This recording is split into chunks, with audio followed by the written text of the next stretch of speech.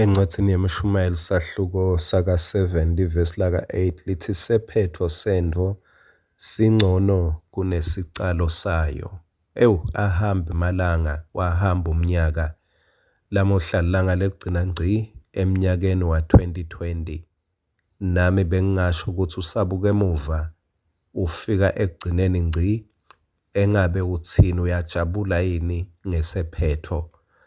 Noma ngabe khona bewunemahlazwana ngako, ungasenda sephetho sakho lamhla kube sephetho lesihle.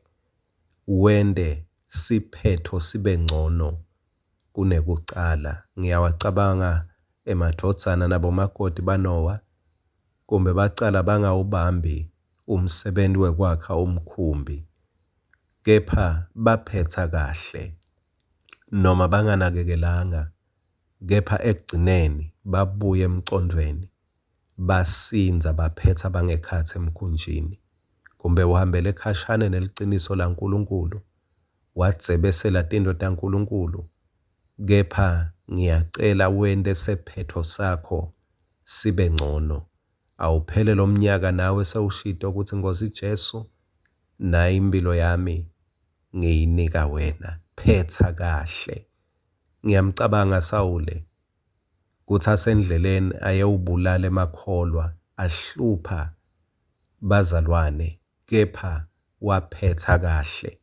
Emagama lawa ashoko kuThimothi wesibili sahluko 4 verse 6 na 7 sewuthi lapho, ngikulwile kulwa lokuhle, ngigcinile kukholwa, ngicedzile libanga. Azashintsha tashintsha tinto. Sephetho saPawula sabangcono kunesicalo sakhe. Wacala ngumbulali, wephetha alikholwa. Cela uhlole letinto letintsatfu ukuthi uphetha tikhona yini kulwa lokuhle. Ubuka ukuthi ulwetimbi takho utilwe kahle. Kwesibili, ngigcinile kukholwa. Kukholwa wakugcina nako kuyakugcina. Kwesithathu, ngilicedzile libanga lami. uNkulunkulu akahlosi nje ukuthi ucethe umnyaka, kepha kunetinto labe kakunika lo mnyaka ukuthi uticetse. Nawe buka emuva, mangabe kukhona lothi bona ukuthi atikapheli, akube sivumo sakho ukuthi Nkosi, lapha angikacethe. Kepha kabongwe uNkulunkulu mangabe ukhonile kucala. Ungakacali, akube ilanga lakho lamhla ukuthi utawucala.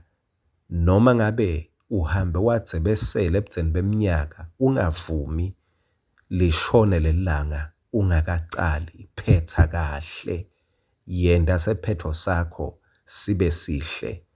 Noma ngabe khona sendo tsite leNkulunkulu abekuthume sona ukuthi usende nange ma-hour ekugcina, phetha kahle.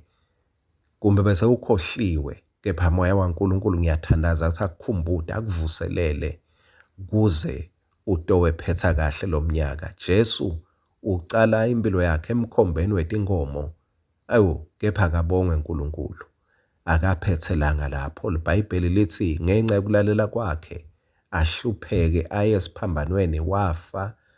Makavuswa, IBhayibheli lithi waniketwa ligama lelingetulu kwawo onke. IBhayibheli lithi egameni lakhe emadolo onke ayakhothama.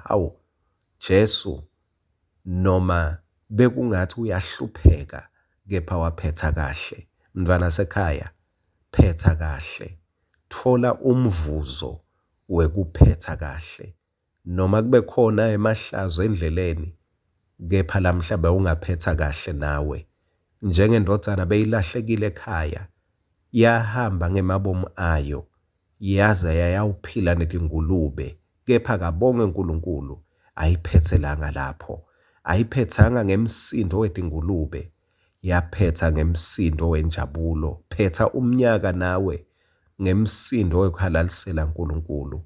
Phetha umnyaka ngekusuka emahlazweni.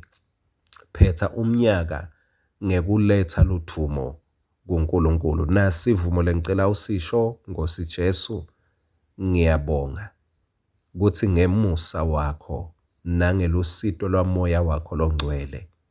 Noma sicalo sami singakabi kahle, kuhamba kwami kulomnyaka kungakabi kahle, kepha ngiyabonga kungisusa ehlazweni. Lamuhla ngikhetha kuphetha kahle. Nkosi Jesu ngiyabonga kuthi ungisitile ngalwa kulwa lokuhle, ngalicetha libanga lami, nekukholwa ngikugcinile. Amen.